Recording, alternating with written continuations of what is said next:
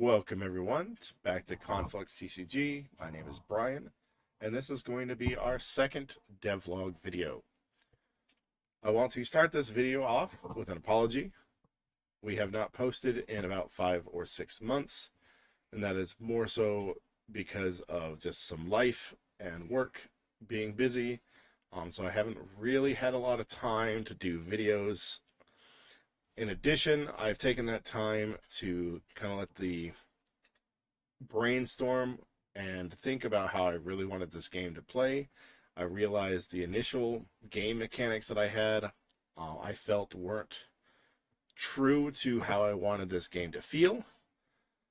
So I did take a slightly new direction, and that's why I'm choosing to do this devlog now, because I want to go over what the plan used to be and what it is now, and see how everybody feels about that, see if anybody prefers it one way or the other. I do think everybody's going to like it this way.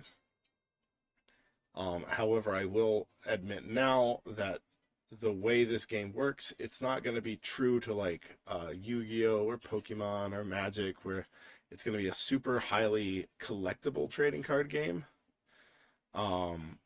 It's going to be probably closer to the line of a tabletop game than it would, where everybody would have access to potentially all the cards anyway. However, that's fine because I do have a lot of plans in the future that I will kind of go over in this video as we go on. The first things I want to talk about is where these game mechanics came from. I do not immediately off the top of my head think that any of these game mechanics came from any other game. I could be wrong, and if I am, please let me know, because I don't want to take from anybody. I just want to make a true duel-like feeling game of Magic. So instead of piloting a creature board like Magic or Yu-Gi-Oh! Or Pokemon or anything like that, what we're doing is we're trying to pilot a spell engine. We're basically building spells, your own spells, from the ground up. The way that's working is we're going to have 3 spell circles, and these are your engine pieces.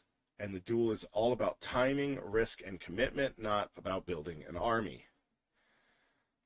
The way this works is, like I said, you have 3 different spell circles. Each circle can be different elements. You can have 2 of the same element.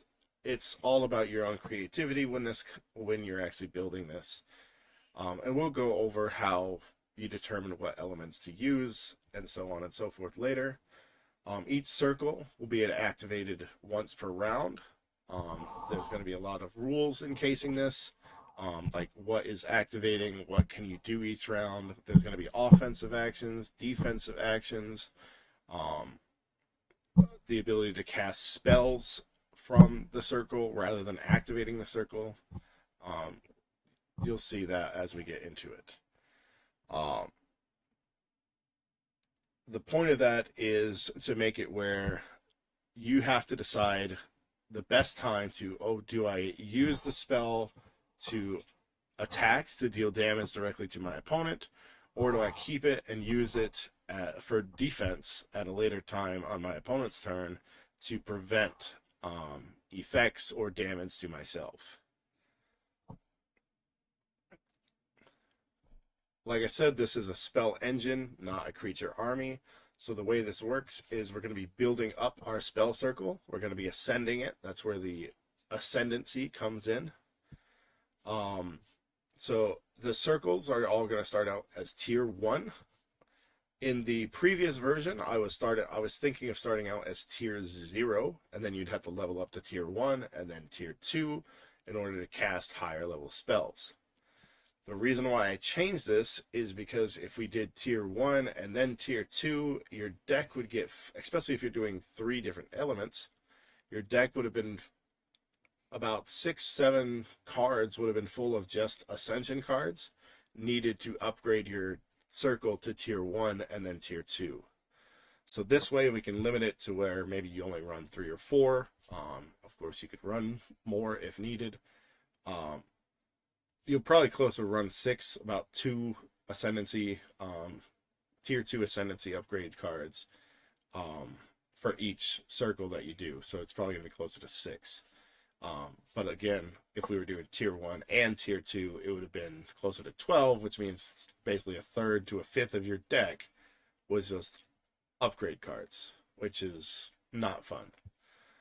So that's why we changed it to where the circles start at Tier 1, and then you only have to upgrade once. When you're at Tier 1, Tier 1's circles can only cast Tier 1 spells, while Tier 2 can cast Tier 2, and then we also have what's known as Conflux Spells, which you could consider to be Tier 3, but the way they work is they're so powerful that once you use them, they actually downgrade the stack, your circle, back to Tier 1. Basically, it's the equivalent of you burning through all the magic in that circle, and you're having to start over from scratch. But again, Conflux Spells, which is the namesake of this game, are supposed to be very powerful. Your deck is going to be limited to how many you can run. And these are going to be dealing lots of damage, locking down your opponent's circles. There's a wide variety of things they can do. Now, as for spells, we are going to have spells that depend on specific essences or elements. That's another thing we have changed. Rather than calling them elements, we have went to calling them arcane or essences. The reason for that is technically we only have 4, well, maybe 6 actual elements. So if you think about it, they're really closer to being...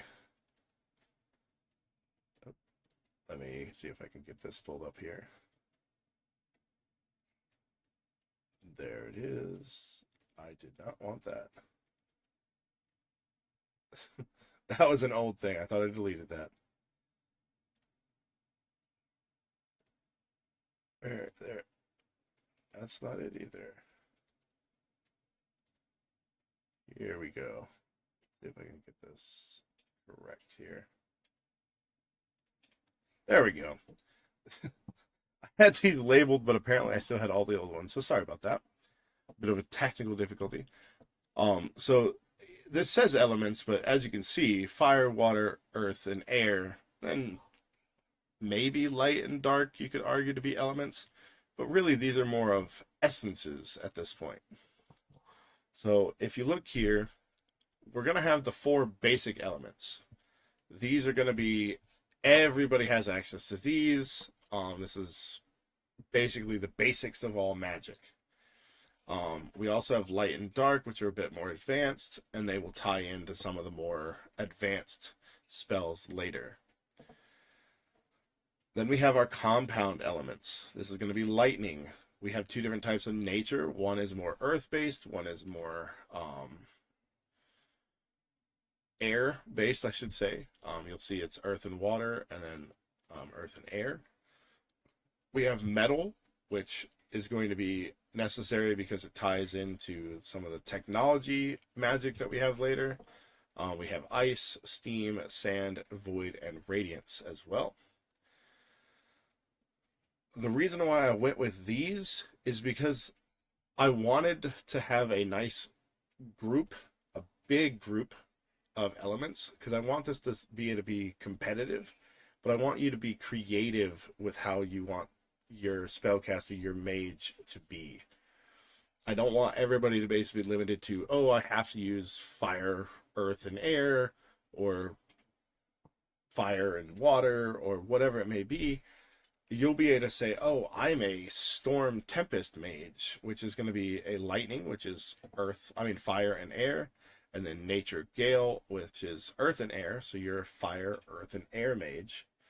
But eventually, once we have these apex spells, which I'll go over here in a second as well, you will be considered a storm tempest mage. The way Apex spells work are, Apex is a group of, they will have tier 1, they will have tier 2, and they will have conflux, but these are considered like the most advanced level of spells you can do. They're not naturally taught. They represent your struggle for supremacy in getting in ranking up. Perhaps you join a faction, which we're not going to go over that in this video. But Apex spells are going to be in an Apex deck.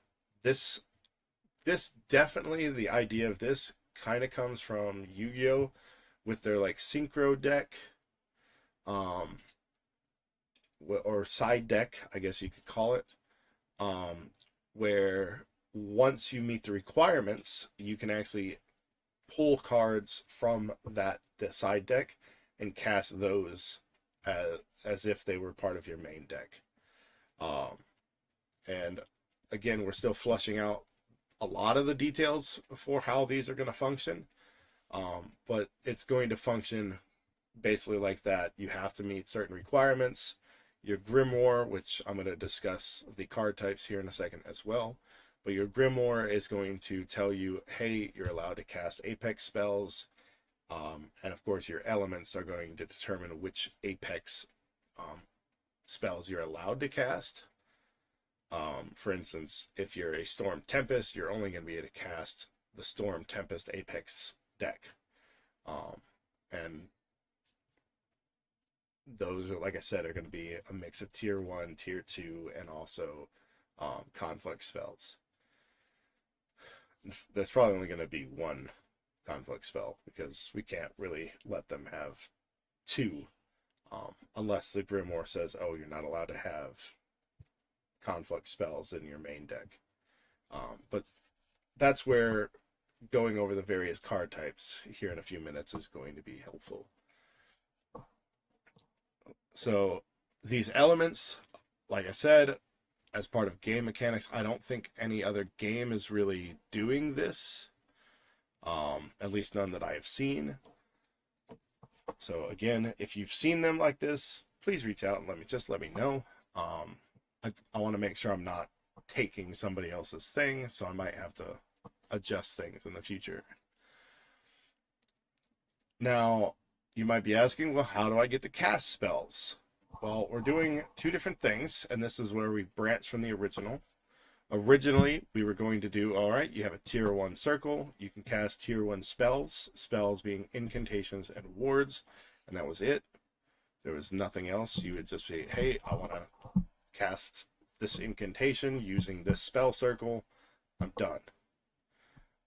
Now, you can use each one of your circles each turn, or you can choose to use them defensively on your opponent's turn if they had a defensive action. I even played around with the thought of the circles themselves, like the tier 1 upgrade card and tier 2 upgrade cards have their own effects. And this is where I decided, what if we make it true to the word of building our own spells? So we haven't completely gotten rid of incantations and wards, which are very similar to Magic's sorceries and instants. Incantations can only be cast on your turn. These are going to be more utilitary spells. And then we have wards, which are instants. These are going to be ways of countering magic and also ways of protecting yourself. That's why it's called a ward. So that mechanic definitely pulled slightly from Magic the Gathering. And then we have what I like to call sigils. Sigils are spell effects. And the way these are going to work is each tier of circle, so you have tier 1 and tier 2, is going to have a capacity limit. So this is the limit of the total value or cost of sigils attached to it. So sigils are going to have a cost and an effect. So their cost could be at tier 1, they could be 1 cost or 2 cost. And tier 1 circles are allowed to have up at most 2 sigils imbued at once. So let's say you decided, we can actually come over here. So kind of an idea here is, all right, we have this 1 cost fire sigil. And bear in mind, these are just prototype cards. These are not how the final cards are going to look. But you have a tier 1 cost fire sigil. Now, to be fair, this could be put into a tier 2 circle as well. Although tier 2 sigils cannot be put into tier 1. We may change that and make it where sigils are tierless. They can be put in any tier. The only downside to that is originally I was thinking of having legitimately tier 2 sigils that were more powerful. But that's just something we'll have to sit there and play test. I am going to hide that so we can see this here. So in this case, we have the fire sigil. It says we can deal 2 life points damage to target player, and then you take 1 life points damage. And then we have a universal sigil, which can be placed on any element circle. In comparison to the fire sigil, has to be placed on a fire circle. But the universal is going to apply stagger 2 to target spell circle. Now, I'm not going to go over the conditions right this second. I'm just explaining how the sigils work.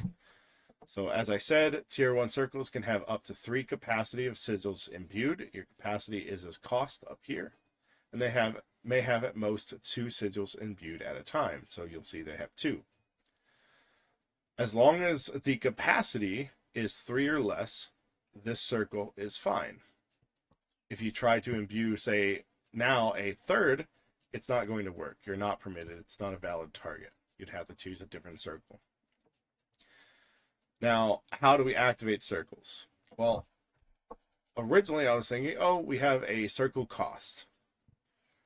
And that's how we were going to do it initially in the original version of this, is you'd have this cost and whatever spells or whatever abilities were attached to the circle would be activated. Well, I got to thinking, well, what if they don't have 3 mana available to activate, or maybe they only have 3 mana available for the turn, and they want to they can't activate all 3 spells, all 3 circles, I mean. So what I've decided is, what if we allow them to only pay the cost of the sigil that they want to activate? So they could pay either a single sigil activation cost, which is 1, or they could pay both. So that means you'd be paying 1 mana, 2 mana, or even up to 3 mana for a tier 1 circle if you had a 2 cost and a 1 cost. But perhaps you decided you only wanted to cast the 1 cost one. You could cast the 1 cost one here, go over to your next circle, cast 1 cost there, so on and so forth. So it's going to give you a lot more flexibility, both in crafting your circle. This is where the whole spell engine comes in, as well as what effects you want to do. Perhaps you want to stagger a circle rather than deal damage at a certain time. And again, these could also be offensive or defensive. You could have, this could be grant ward 2, for instance, which would prevent 2 life points of damage. So the flexibility, the goal of it is to be hyper flexible, to allow the players to truly be spellcasters. They're going to have these 3 circles that they can cast from, and they'll be able to choose how they want to affect their opponents in that regard. Once you ascend to tier 2, your sigil rating capacity goes up to 5 with a limit of 3 sigils. So you could have 2 2-cost sigils and 1 1-cost, or you could even have a 3-cost sigil and 2 1-cost. And again, still choosing how you want to activate them, or you could pay 5 to activate them completely. Now, another mechanic that is kind of from Magic the Gathering is, it's somewhat like summoning sickness, but in this case it's called either stabilized or destabilized. So whenever you imbue a sigil to a spell, to a circle, that circle is considered destabilized. Additionally, if you cast a spell, an incantation, or a ward, the circle becomes destabilized. Destabilized means you cannot use it again for offensive, defensive, or activations. So you can't cast another spell with it. You can't activate it again. That's what. So in this case, if you choose to activate the fire sigil, but not the universal sigil, and then you go and you activate the other two, and then you're like, oh, I still have 1 mana floating. I want to go activate this one as well. You can't. You have to activate everything you want to activate on that turn. For instance, like, let's say this was a defensive action. If you used it offensively by using the offensive sigil, you're not going to be able to use it on your opponent's turn to activate the defensive. You get basically one use of a circle, whether it be for offensive, defensive, or a spell activation. Now again, this is subject to change, but this is the current place where I think it would be balanced. It's the equivalent of, oh, can you activate a creature 50 times a turn, or can you activate it once? Now I know it's similar like in Magic, where if you attack with a creature, it can't also defend on your opponent's turn unless it was untapped. It's kind of similar to this. If you use it for offense, you cannot use it for defense. Now, there are going to be cards, utility cards most likely, that will let you stabilize a spell. And when you do that, I'm in a circle. And when you do that, you could use it again that turn or defensively. But again, that's just more advanced play style. An example of incantations. Now, you're going to see a lot of text here. This is not how the card is actually going to look. Obviously, I have a little bit more rules text on here than absolutely necessary. The way incantations work, whether they're channeled or not, and I'll go over channeling here in a second as well. The way incantations or wards work is once they're used and resolved, they're discarded. They go to your discard pile and they're done. So they're not like sigils where they stick around and can be reactivated every turn. They're basically one and done. Now, channeling, some spells are going to have channeling, and they will tell you the max limit of how much mana can be channeled into them. In this example, this card has channel 2. So what you're going to do is you're going to play this spell. So you're going to assign the spell to a specific circle. And of course, the circle has to match the element, unless it's a universal spell. Once assigned to that spell circle will be destabilized. So it's not going to be able to be used for any offensive, defensive, or casting or imbuing spells, sigils later, until it is stabilized again. This one has channel 2, so you can channel up to 2 mana into it. So basically, your maximum mana is going to be reduced by the amount that you've channeled in. And of course, you have to have mana available as well. So you're going to put that mana in. Your maximum mana is going to be reduced temporarily. And it's going to hold that and unstabilize the circle until your next turn. On your next turn, you pay the activation cost, which is cost 3 for this example, and it's going to give you the channeled effect, in which case is the deal 2 plus X, which is the channeled amount, so up to 2. So it could deal up to 4 life points damage to an opponent, and then it will burn target spell circle and opponent controls. Now again, I'll probably be going over burning here in a second. Additionally, on this one, you could choose not to channel and just play it outright. If you do, you assign it to a spell circle, destabilizing it so you can't use it for any other actions. And then you just pay the cost. And in this case, you will deal 3 life points of damage, and then you get to exhaust target spell circle and opponent controls. The idea of channeling spells is that if you channel, yeah, you're going to take a hit to your maximum mana for a turn, but you're also going to have a greater effect compared to if you just pay the cost outright. You're just going to deal a simpler effect and be done with it. The card's discarded once it's done. Now, burning is a extremely powerful effect. So these would only be seen most likely on tier 2 spells. But a burn spell circle reduces its controller's maximum mana by the circle's highest tier. So if you burn a tier 1 circle, their max mana is reduced by 1. Tier 2 circle is reduced by 2. Again, I don't think anybody else is doing something like this.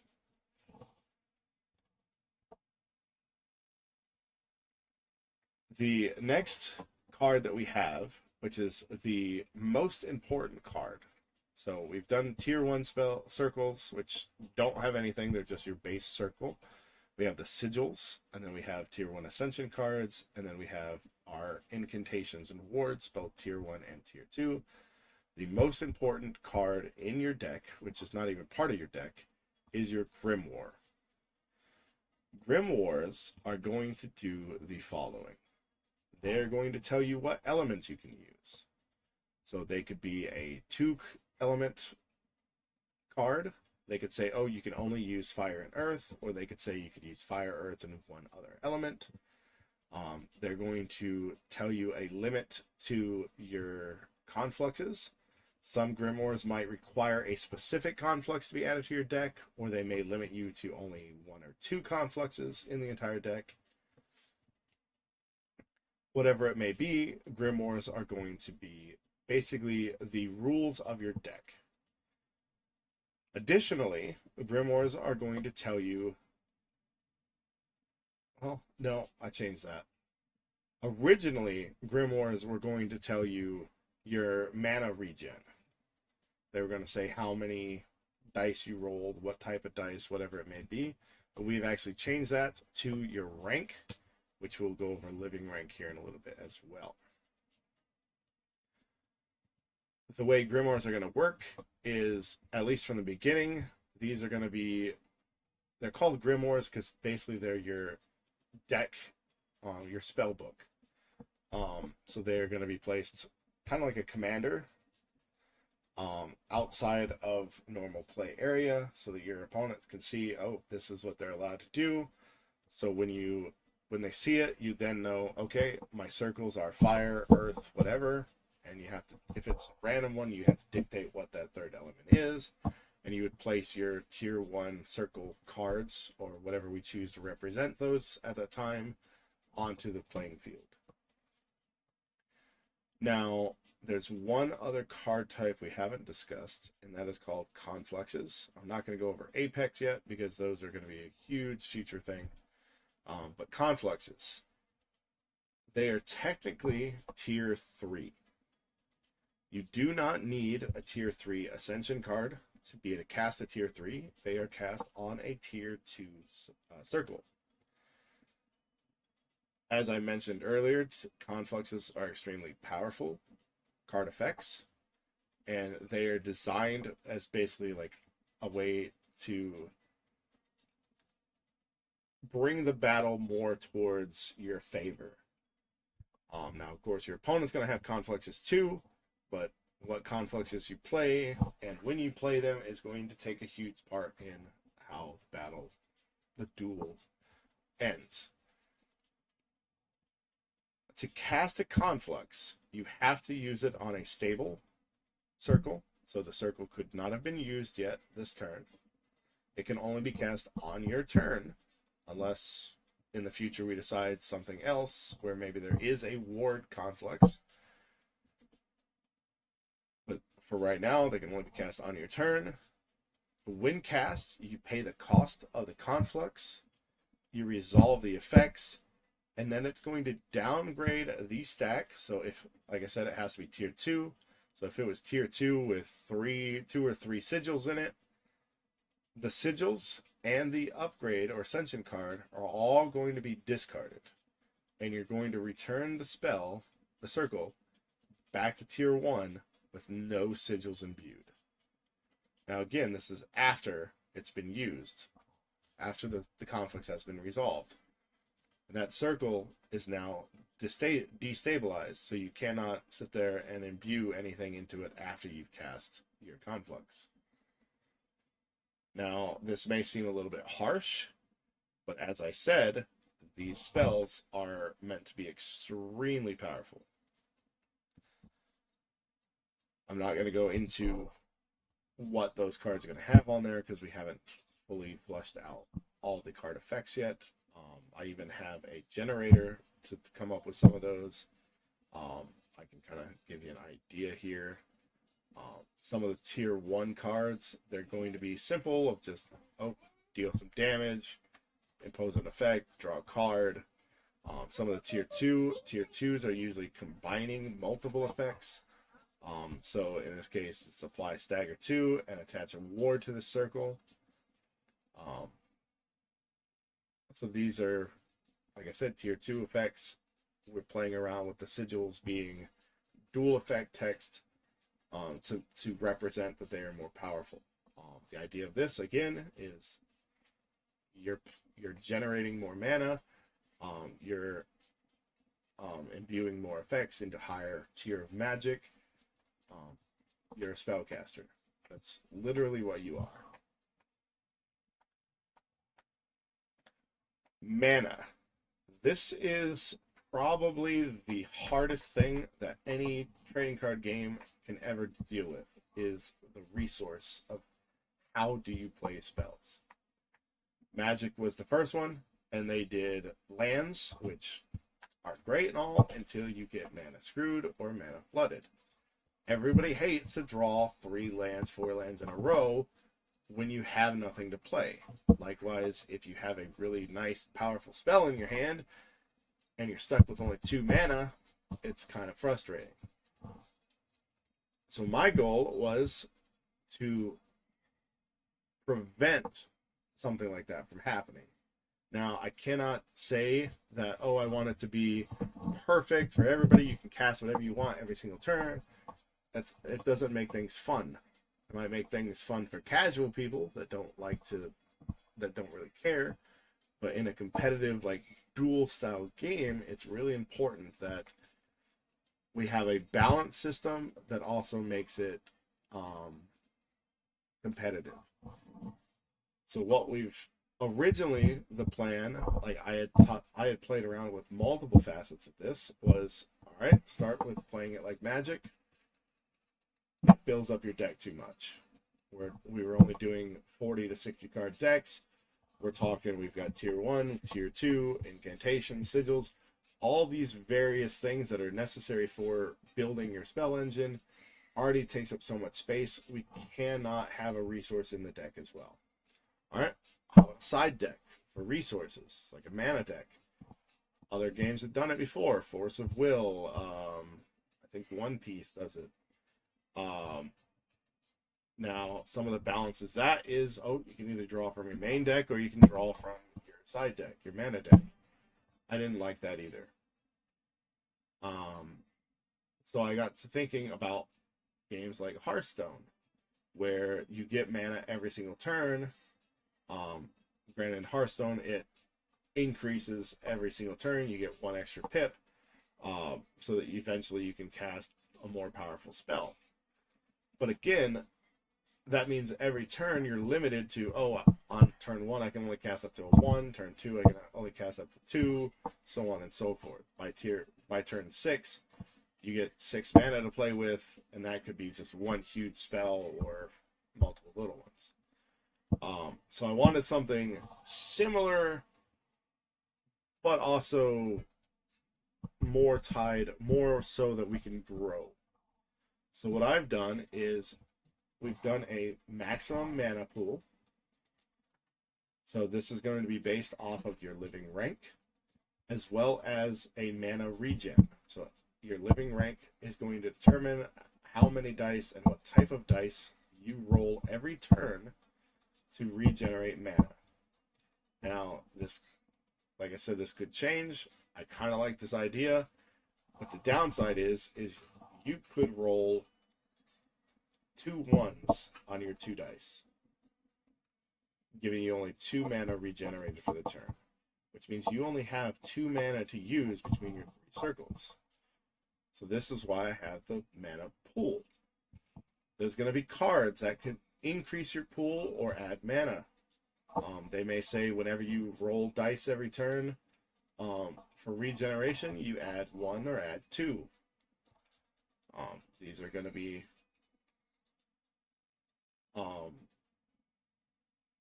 I'm pretty sure these are going to end up being relics, but again, that's another card type that we're going to be looking at later. Grimoires may even eventually affect what mana regen you have. They may say, oh, you regen an additional mana every turn, or you regen 2 additional mana every turn.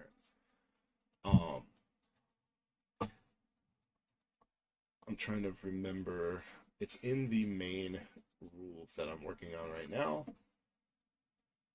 So the way that works is we have... Do I have them yet? I think it's in the living rank system. So right now I'm looking at a maximum. Wow, that's highly irregular there. I'm looking at a maximum mana of 6 for the starting rank, which is Apprentice. And every turn you roll 2d4 mana. Now, here's the thing. You could roll 2 4s and get 8 mana. The issue with that is your maximum mana is 6. Anything over your max, like if you had 2 mana still in your pool, and this is part of this is to encourage you to use your resources every single turn, or you take penalties. If you rolled 8 mana to regen and your maximum pool is 6, if you had 0 mana in your pool, you would have 2 over. Now you can let those 2 extra dissipate, bringing you back to 6, or you can take 1 life point per mana over your max to get basically like an overcharged state, and allows you to use those 2 mana that turn. If you were, say, at 3 mana in your mana pool and you rolled 8, that would put you at 11, which is 5 over. So now you have to decide, do I use that 5 mana this turn, or do I take 5 life points? Now you can't separate it and be like, oh, I'll only take 2 of it and take 3 life points of damage. You either dissipate it all, or you take the damage. The reason for this, and of course it grows as your rank increases, your maximum mana increases as well. The reason for this was I was trying to find a balanced state of making sure you had mana while also making sure you used your mana.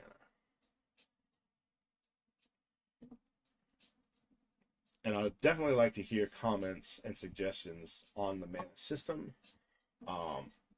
Just in case people think, oh, that might be bad. So again, at the start of your return, you're going to roll for your mana, which is going to be determined by your rank. And then you either lose it or you take damage if it goes in excess. Now, additionally, mana persists between turns. So your mana pool doesn't empty at the end of your turn or your opponent's turn if you had some left over. So we're going to have mana pool representation for everybody so they can properly represent their mana. But the way this works is, let's say you had 6 mana and you decided to only use 3 of it on your turn. That leaves you 3 mana to use for defensive actions on your opponent's turn or to cast wards. If you use it, cool. If not, you risk potentially getting overcharged or unstable mana and having to take damage or lose the mana.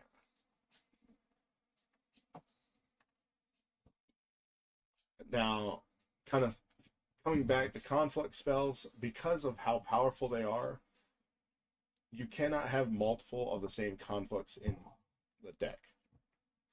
And again, Grimoires may limit you to only having 2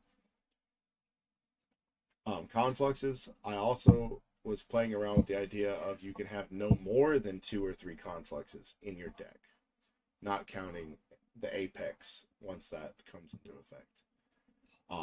You, you can cast each conflux in your deck once per game, which is why I was thinking we'd limit it to 2 or 3.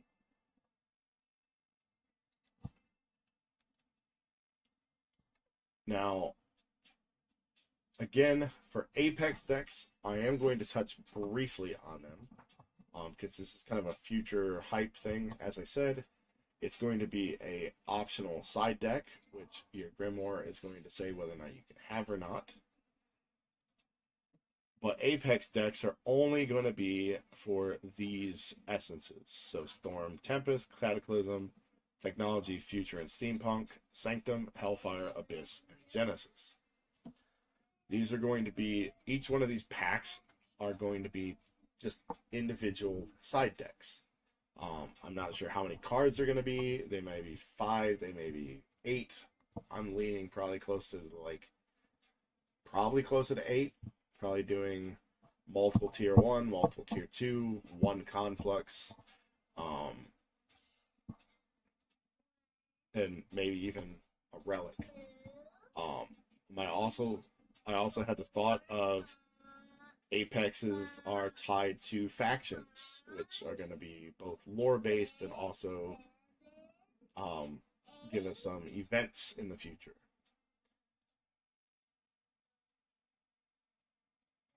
So, again, with those, the Grimoire is going to unlock your ability to use them, but the card itself, which you're going to have to know what the requirements are on the Apex card that you want to cast, it may say, oh, you have to have a tier 2 metal and a tier 2 lightning circle to be able to activate.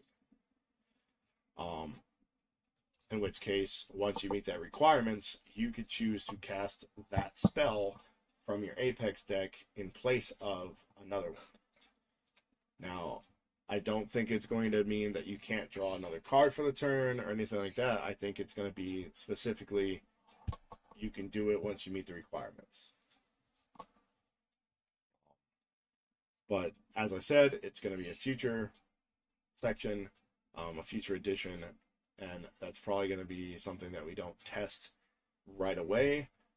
Eventually, during playtesting, we will be going over that and trying to work out all the kinks in that.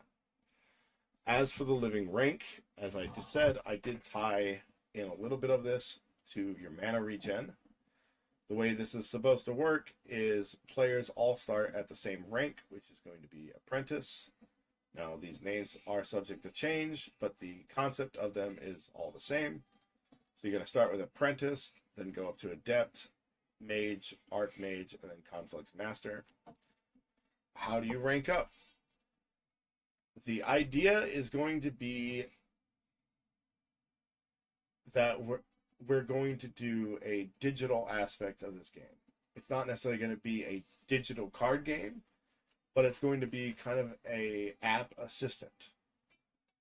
So your ELO can increase through events, but it can also increase through personal battles between you and your friends. Now, we're going to have limits to how many casual matches, you could say, that you can do, maybe per week or per month or something, and you're not going to be able to constantly fight the same person over and over and over again. So you'll see here, rank progression, cause and effect philosophy is progression reflects momentum, not your grind. Momentum-based ELO, winning streaks move you up faster, and then losing streaks hit harder. We're going to have seasonal resets, where ranks refresh either quarterly or biannually to keep competition fresh. And this is also going to tie in to the factions, because we're also going to do like faction events and faction merit. As you rank up and increase your ELO, you would gain, as long as you're using a faction deck, which I'll go over here in a second as well, you will earn merit for them. And then progression may require dual diversity, unique opponents, or specific achievements. What's the purpose of this? Well, cosmetic rewards. I'm playing around with the idea of having special sleeves, deck boxes, unique foils, Grimoire binders, which are basically going to be kind of like a showcase section for your Grimoire, and then you can place all of your cards for your deck in there. That one I'm not sure of, but I think it would be a cool idea. Recognition, we're going to be doing leaderboard spots, app badges, Discord roles, seasonal shoutouts, etc. Narrative rewards, especially when it comes to lore and factions, is lore unlocks, flavor only promo cards, secret Grimoire pages, etc. Community rewards, seasonal points convert into commemorative promos or all dark prints. So I really, like I said, this is a living rank system. It's going to be tied directly into the community of Conflux itself. I do definitely want to have a video detailing everything on this later, especially once the community grows and we have more people on the team that we can work with. It's gonna have to be a combined effort to make all of this work. How do matches work? Eventually, the idea is that you would scan in your deck and register it based off your Grimoire and your faction, if any. And I was even thinking of you can have up to like 3 registered decks at a time, and you would choose which one you wanted to play. When you go to do a match, you would say you want a match, and you would have to pair with a player, whoever you're playing with. And then you would verify all the decks are correct, and then you can battle. I was talking about limits for the duplicate opponents. I think I was playing around with max of 3 matches per week versus the same opponent count toward the rank. You're more than welcome to play them more than that, but only 3 of them per week would be at a count. Likewise, daily, weekly caps. You can only do 3 ranked matches per day, 10 per week outside of events. And the reason for this is to balance. There are going to be people that want to, ideally, people that want to play this game that may not have a bunch of friends that they can play with and can only play maybe once or twice a week. So I don't want people who can play easily every single day to be able to just quickly outrank everybody else, and just leave all the people that don't have as many opportunities to play in the dust. Events versus casual. If you can play an event, you get full ELO plus bonus prestige. Casual, you would get reduced ELO plus seasonal points. There's going to be definitely some integrity and fair play that we're going to have to go over. And we're definitely going to have to program a lot of this into the app assistant. Because we want to prevent people from farming or manipulating the system as much as possible. And again, definitely going to be going over this in a lot more detail once we get closer to being able to launch and once the community is growing. Now, some other mechanics that we have, and I do realize this video has come along, but I really want to kind of make up for the fact that we didn't get as much into the first devlog. Oh, where are they at? Conditions. Here we go. Well, we'll do turn structure. So we have our turn structure. So at the start of your turn, you have your channel phase, which you roll your mana dice and you gain your mana. And of course, you either take damage or can overcharge your mana based on if you go over max. And you have your main phase, which is going to be for casting spells, playing upgrades, imbuing sigils, or activating abilities. Reaction windows. Anytime you play a spell, activate an ability, your opponent's going to respond. They can't respond to you imbuing sigils. They can't respond to you doing a tier upgrade or ascension, I mean. But whenever you cast a spell or go to activate your circle, they could respond. Once everything is done, you'll have your end phase, will resolve any end of turn effects, and then it's your opponent's turn. Conditions. Right now we're working on core stack conditions of disabled and which is, I guess, disabled is once you use a, I believe this is when we used a conflux.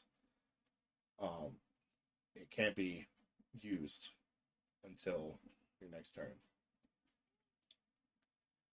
I actually don't remember what we had done disabled for. I'll have to look at that.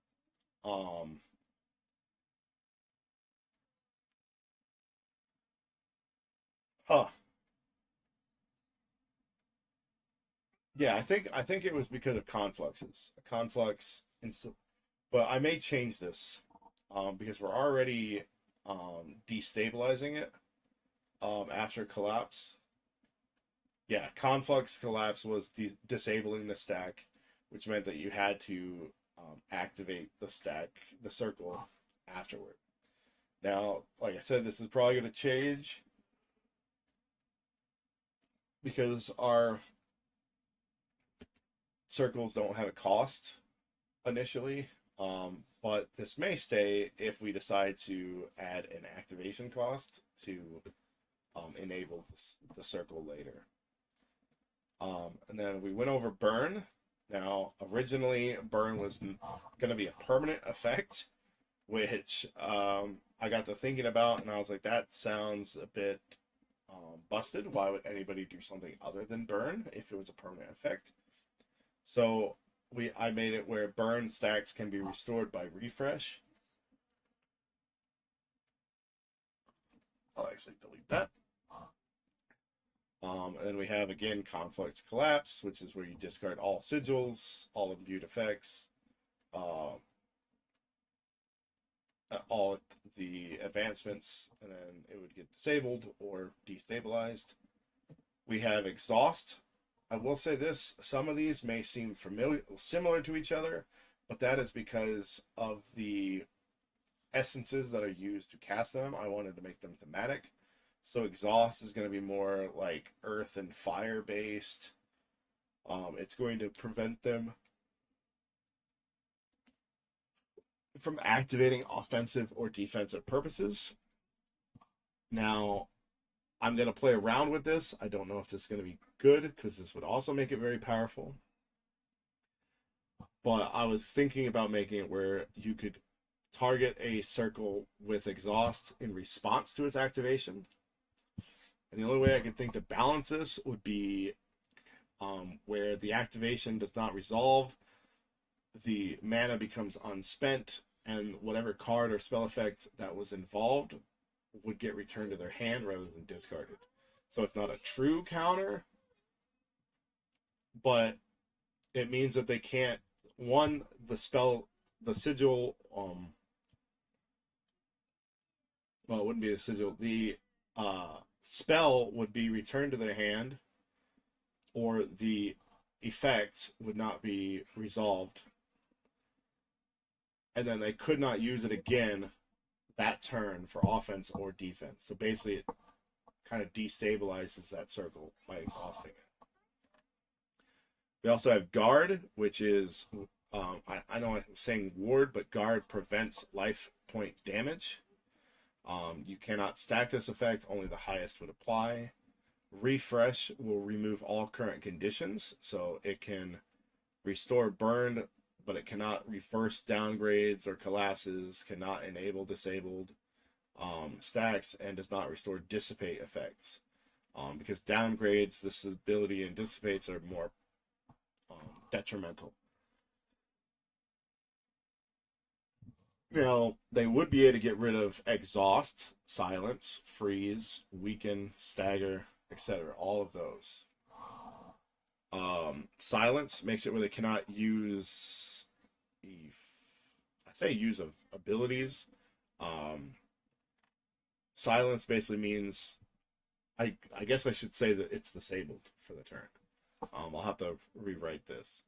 No offensive, no defensive, no. They can still imbue. They just can't activate anything or cast spells with it. Now, again, silence seems like a very powerful ability, but they're only going to be on high cost spells like tier 2, 3 mana costs.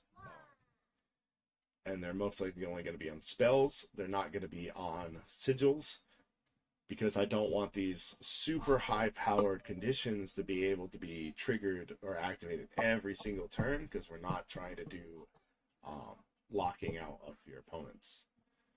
Same thing with freeze. Freezing is just like exhaust, cannot be activated for offensive or defensive activations until the beginning of its controller's turn. I am going to play around with the difference between exhaust and freeze. I'm thinking freeze will... It's either going to have to do the same thing as exhaust, or I'm going to have to add something different to make it equal to exhaust. But I don't think it's going to be a soft counter spell. Weaken makes the stacked offensive... makes its offensive activations deal less damage. So if they had 2 different sigils that dealt damage, if you weakened that stack, you could lower that damage significantly, because each sigil counts as an activation. I'll have to see about that. Either they count together or they count separately. I'm not sure, because weaken would be very strong if they were a double stack, a double sigil damage circle. And I think it would be kind of cool if it reduced each sigil activation by whatever, by 2. Stagger makes it where the activation cost is increased by X. So if you have a spell that says stagger 2, or to target spell gain stagger 2, circle, I should say, it means if they want to activate it, they would have to pay 2 more mana. And then stagger is consumed after it increases the cost 1 time. And then we have destabilize, which we've discussed. It immediately becomes unstable, cannot be used for anything else. Dissipate. The way dissipate works is it says remove X imbued effects from targeted stack. So if you have dissipate 2, you could dissipate both sigils from a tier 1 stack, or if you have dissipate 2 and you targeted a tier 2 stack that had 3 sigils, you could dissipate 2 of them. Those sigils are then discarded. You have detach X, which this should actually just be detach. And I'm not sure if this one's going to stay. Because originally this was for when we had tier 1 and tier 2 ascensions. So you could detach the top tier, so it would lower or descend the stack, deascend the stack. Yeah, descend the stack to tier 1. And then, of course, if it lowered it to tier 0, the circle would collapse. So I'm thinking this is probably going to go away, or I might just leave it as just detach, where it would downgrade. But then again, we have downgrade as part of the collapse for Conflux. So this would be, if you detach, it would remove tier 2, but that would also mean every sigil attached to tier 2 would be discarded as well. So detach would be very strong at that point. It was meant to be very strong anyway, and most likely only seen on Confluxes, so it may stay, but we'll see. Like I said, it requires a lot of testing. Drain, also very powerful.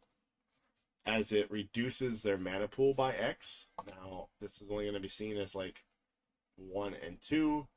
It also means that the drain mana cannot be regenerated. So if their max mana pool was 6 and they had drain 2, you would reduce their max mana pool to 4. And if they rolled their dice and got 8, they would then have to either lose 4 mana or take 4 life points to be able to keep it. And if they hadn't used that mana on that turn, if you drained them, then they would lose that mana as well. Corrupt. This is a persistent restriction. If you put Corrupt on a stack, it means it cannot be affected by refresh.